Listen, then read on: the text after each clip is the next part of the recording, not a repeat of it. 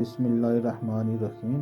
ہاشم حضور صلی اللہ علیہ وسلم کے پردادا ہاشم بڑی شان و شوکت کے مالک تھے۔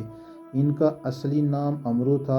انتہائی بہادر، بے حد سخی اور اعلیٰ درجے کے مہمان نواز تھے۔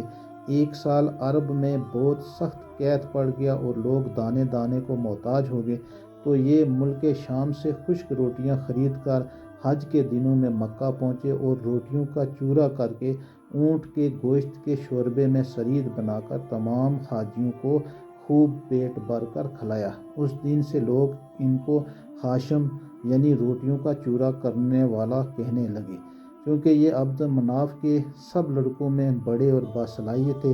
اس لیے عبد مناف کے بعد کعبہ کے متولی اور سجادہ نشین ہوئے۔ بہت حسین و خوبصورت تھے۔